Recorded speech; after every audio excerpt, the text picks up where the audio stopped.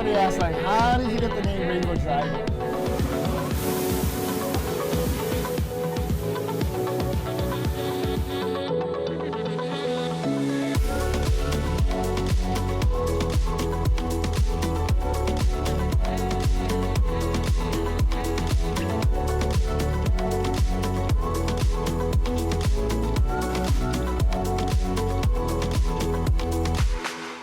You know, this was a making over like 10 years, a search to get my own place, and a lot of challenges finding it.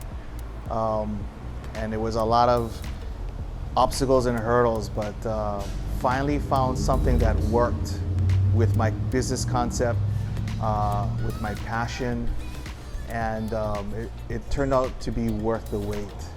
I worked at a lot of high-end restaurants and signature restaurants, and knew that replicating that experience would be very difficult in Honolulu, especially with the real estate and the pricing and the government regulations and everything. So I wanted something that was very manageable, and I wanted to be able to do it all, whether it be high-end wine dinners, whether it be slanging plate lunches, whether it be catering for community and neighborhoods.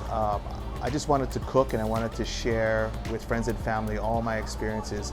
And so we created Feast in Manoa, which we were able to create all these different experiences, from high-end to low-end to fast casual to working food. I think my first food memory was when I was 6. I would scramble eggs, or help scramble eggs with my dad. I would watch the bacon, turn the bacon. And then as I grew older, I think my first cooking experience came when I was in high school. I used to work at a moving company, and then during the summers, and a lot of firemen used to work at the moving company, and they used to cook kao after work. And one of the dishes they showed me was steamed fish, Chinese style. And so I was only in high school as a junior, I think, and so I wanted to impress my girlfriend, at the time, and so I started cooking.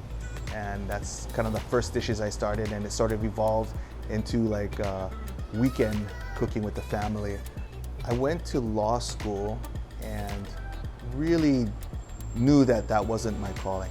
I was sitting in law school, Civ Pro, I believe, and the guy next to me stand up and he started reciting the case law, and I was looking at him and I was going, how am I going to compete with that? I mean, we read the same thing, but it really wasn't that interesting. And he was really passionate about it, and he was really into it. I said, man, I want to turn the tables. I want to be able to have that passion in something I really enjoy, and have someone go look at me and go, wow, I got to go against that guy. And so that's when I realized that I wanted to do something like cooking, which was very therapeutic at the moment. Everyone told me, don't do it, stay in law school, you don't make any money. But I just went for it anyway.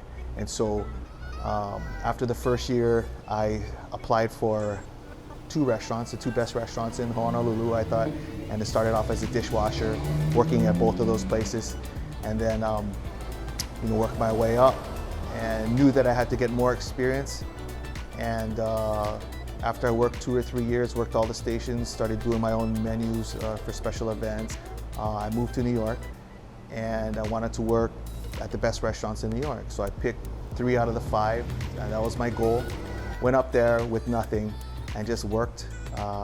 Everyone thought I was in the witness relocation program because nobody saw me for about 5 years, but I had a great time, loved it. It was incredible, and worked at some really great restaurants up there. The only restaurant that was hiring that would allow me to do my own menu was Manoa at on Big Island. And so we ended up moving to the Big Island, and I started over there, worked for the signature restaurant in the Canoe House, and then I got a call to open up a stage in Honolulu. So I came back to Honolulu and then opened up stage, Azure at the Royal Hawaiian, Hyatt Regency Japengo, and then Bloomingdale's at Ala Moana, and then Merriman's in Kaka'ako. And so throughout this journey, I always knew I wanted to do my own concept, but I wanted to make it something that was sustainable and something that was realistic. My dreams 10 years ago was completely different from what it looks like now. But I think it's more realistic, I think it's more sustainable, and I think it's more gratifying. So I'm very I'm very happy. I'm exactly where I'm supposed to be right now. I try to put the best version of whatever I experienced, high end, low end, or So for instance, the hamburger steak, very simple. We use local ground beef, the best beef, and I seasoned it up. Something I learned on the Big Island, and we call it Hilo style hamburger steak. Got secret ingredients in there, and then I do a twist on the gravy, and we use fresh mushrooms for the gravy also. But it's the best version that I know of the hamburger steak. Our lobster roll. There's a lot of, at first, we were thinking about hot or cold. Traditionally, it's served cold. And so we made a hybrid of it, a hot and cold. So we have a chilled lobster salad with lobster meat, fresh, and then we put a Hawaiian sweet roll, butter it, and then we just drape a little bit of infused butter on it, add fresh dill. And so you get the hot-cold contrast, which has been very, very popular. So that's, for me, that was the best version, is having a combination of it.